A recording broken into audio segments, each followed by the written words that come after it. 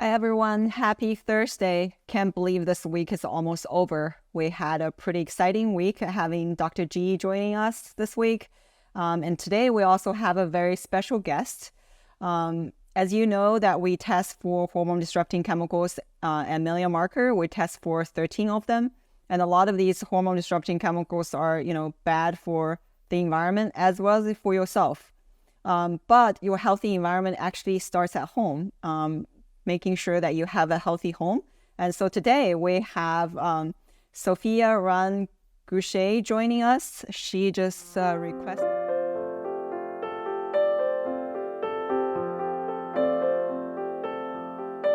Hi, Sophia. Hi, Shanna. It's so nice to see you. I know.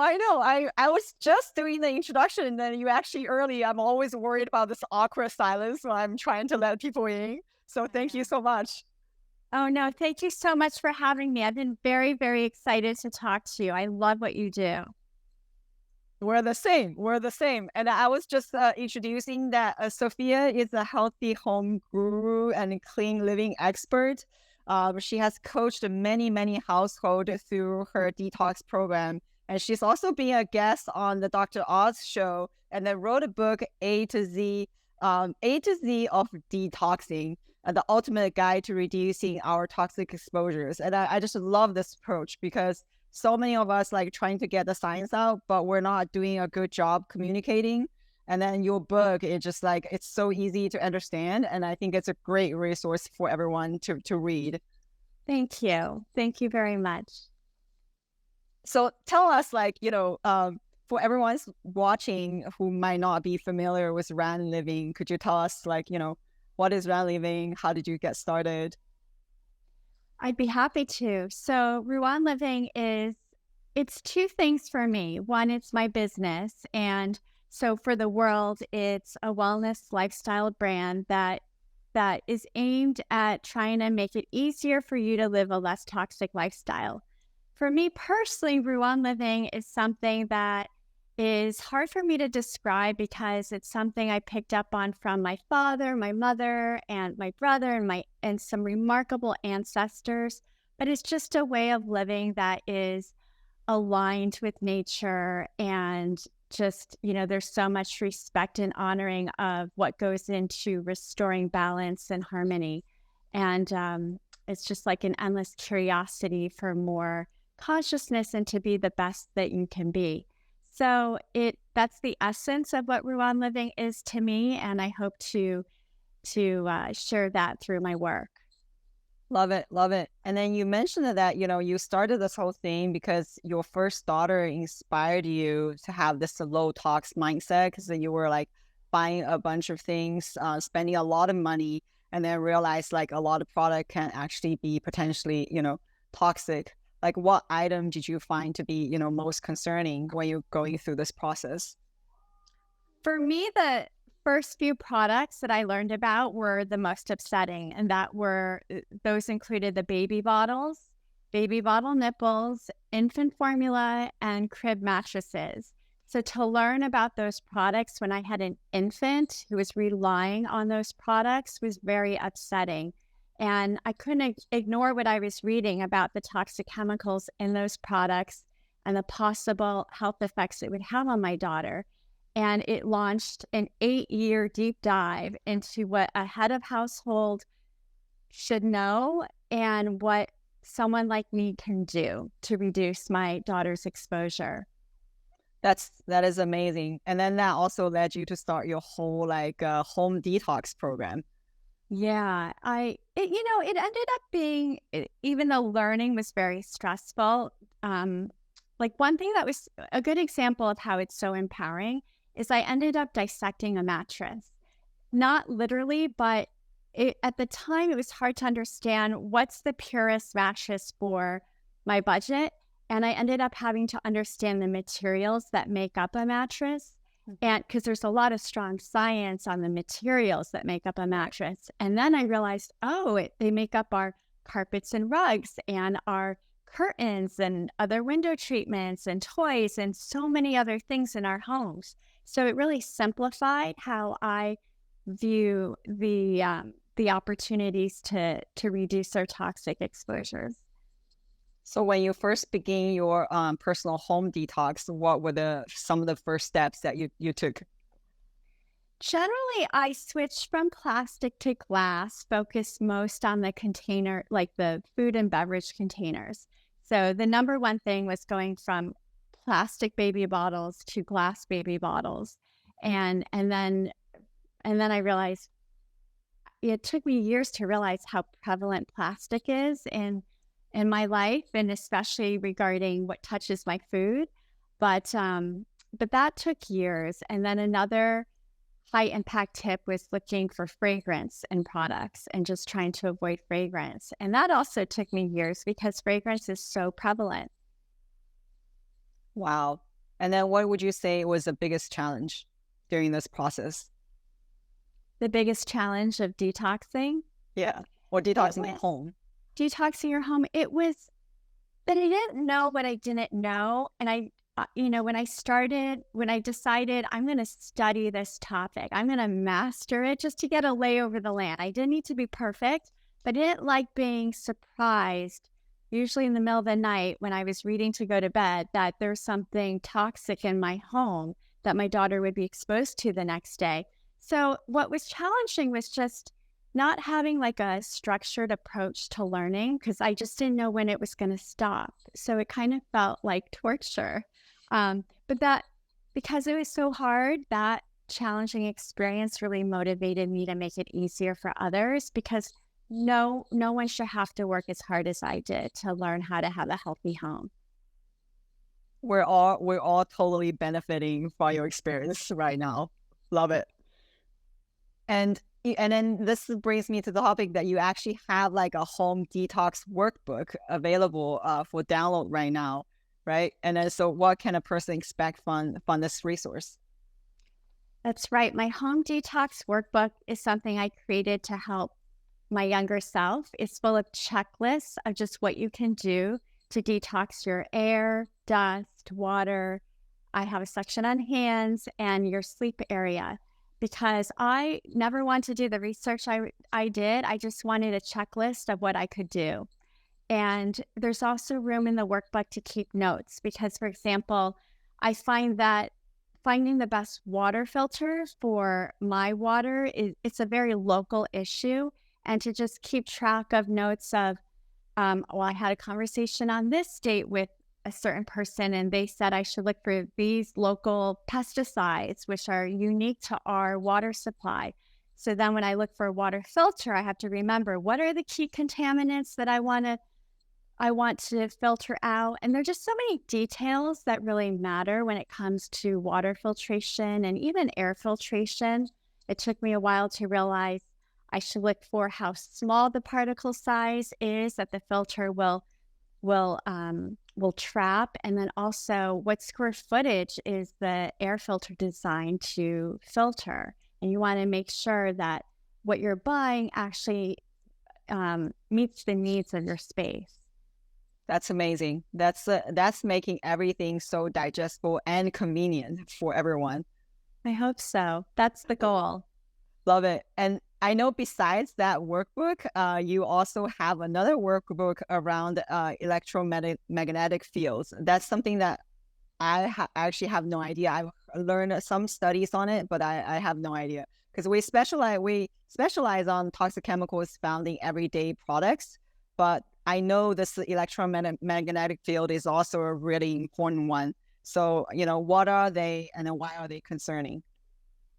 Well, electromagnetic fields are naturally made, that they exist in the earth and they can be good for us, but we have a proliferation of man-made electromagnetic fields from our technologies, both wireless and wired. It took me a long time to get to this area.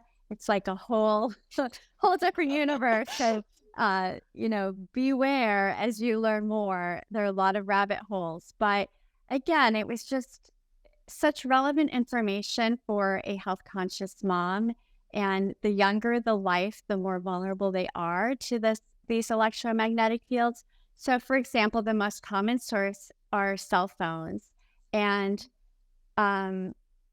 the science is strong now that they increase the risks of a number of adverse health effects, but including weakening the blood-brain barrier, increasing the risk of brain tumors.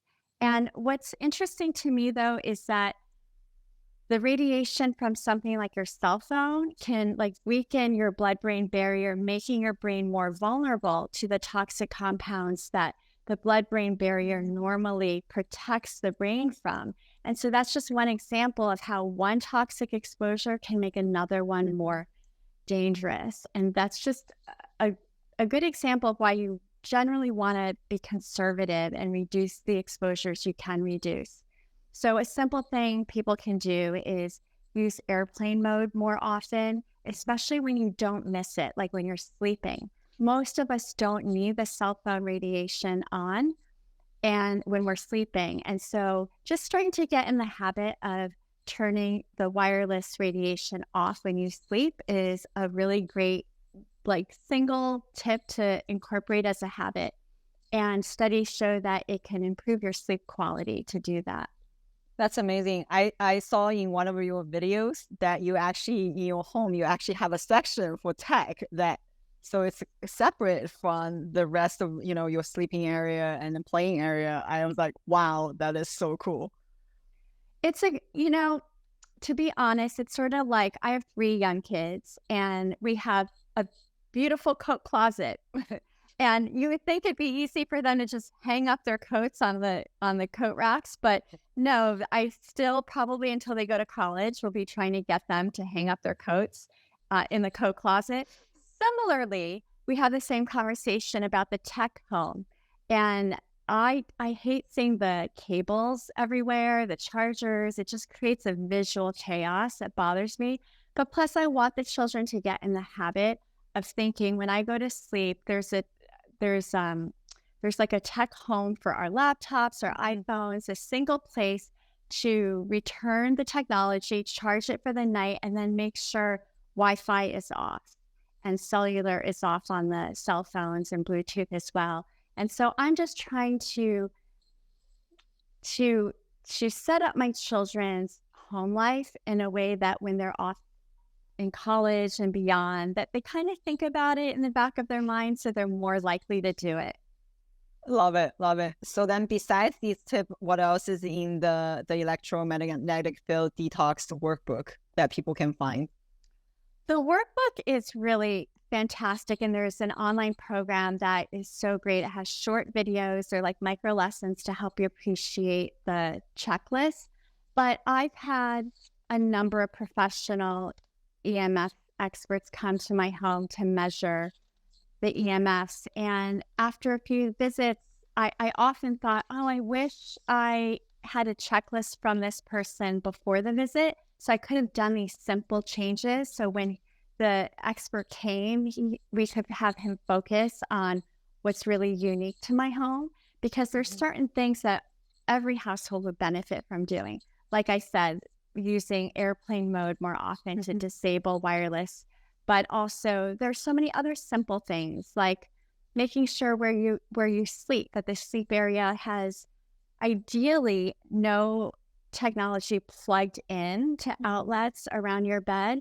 And if you need it if you need those plugged in technologies, the further away from your bed, the better. So if you can be on a dresser or something else far from where you sleep, that's better. Ideally, you have no technology in the bedroom, but that's probably impossible for most people.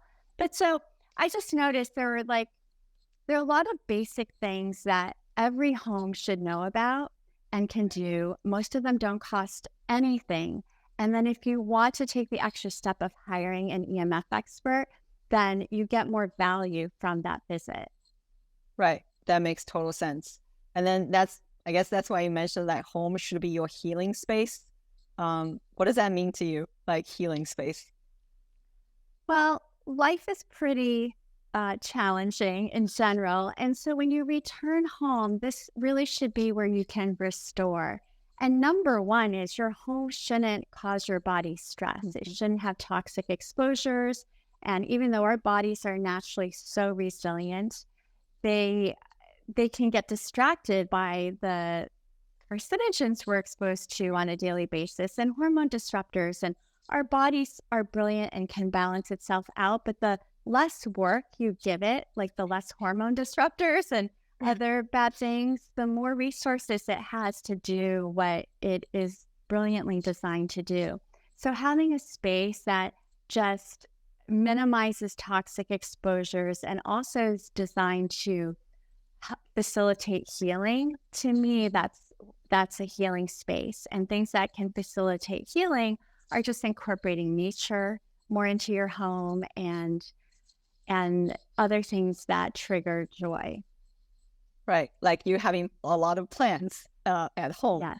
I saw your beautiful plant in the video. It's amazing. Yes. Do you have, I'm sure you do too. I have a bunch of succulent lined along my my window. Also, it's like because I'm lazy, having a little bit of succulent. They're beautiful and it's like low maintenance. Yes. Low maintenance is key. Hard to kill. It's key. Hard to kill. Right.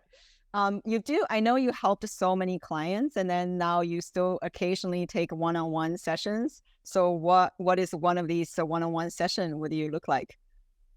It is rare because so much of what I do helps hundreds and thousands of people. So when I do one-on-one, it's really pretty rare, but it's when somebody just has such a unique situation, like a rare autoimmune issue, or they're having fertility issues, and they're really serious about wanting to do whatever they can to eliminate toxic exposures. And so for those who are really committed, I'm always really happy to help them. So usually I get a download of what their unique situation is with their health issues in their home.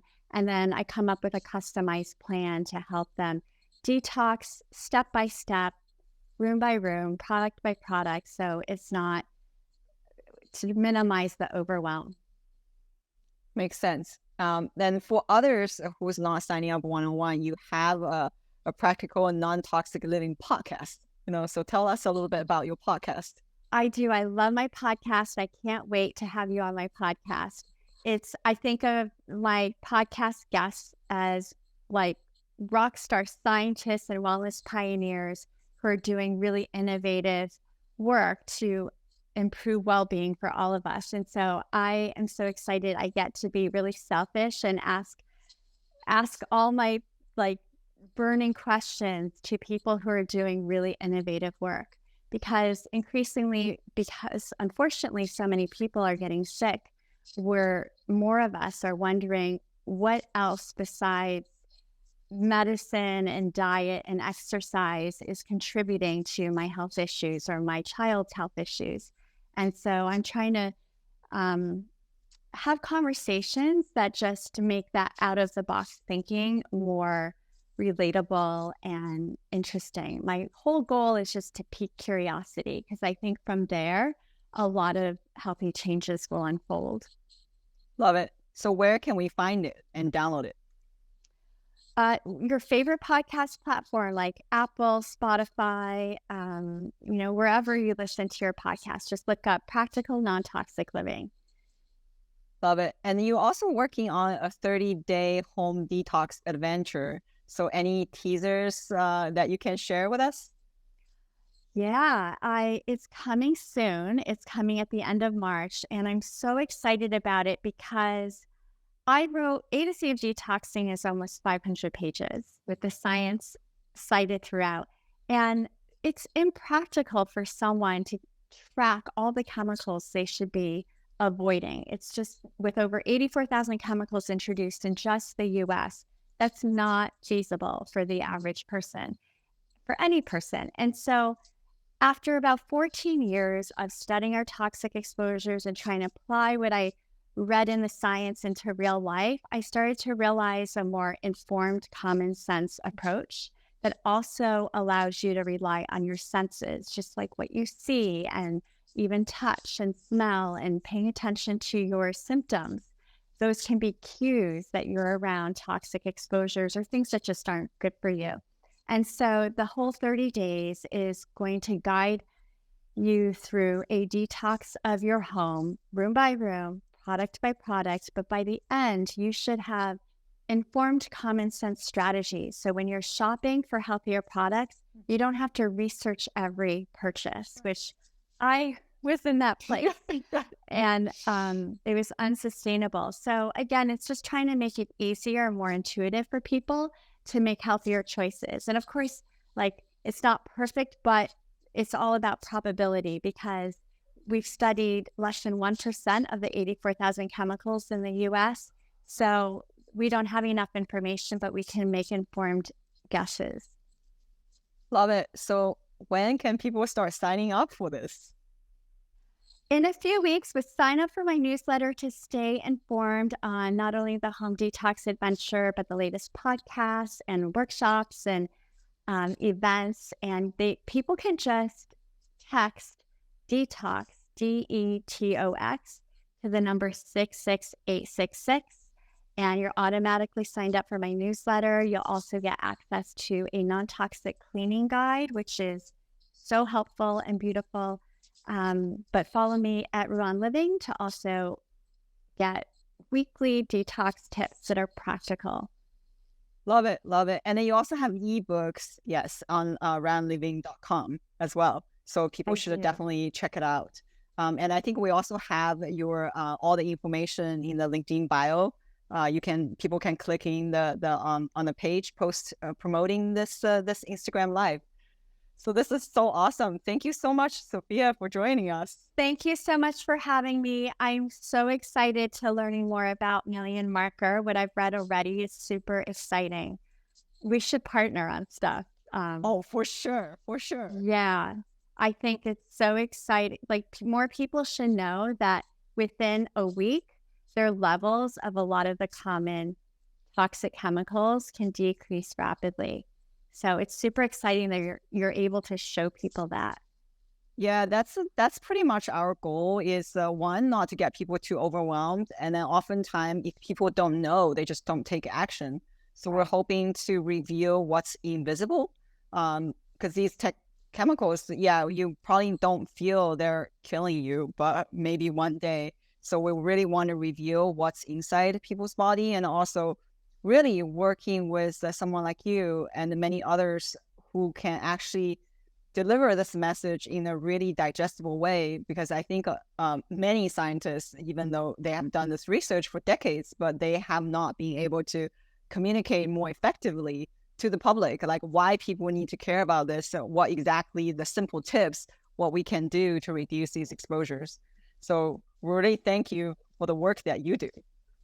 And thank you for what you do. We should definitely partner up.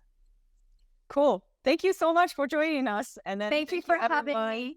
Yeah. Thanks for joining, everyone. Talk to you soon. Bye, Jenna. Bye.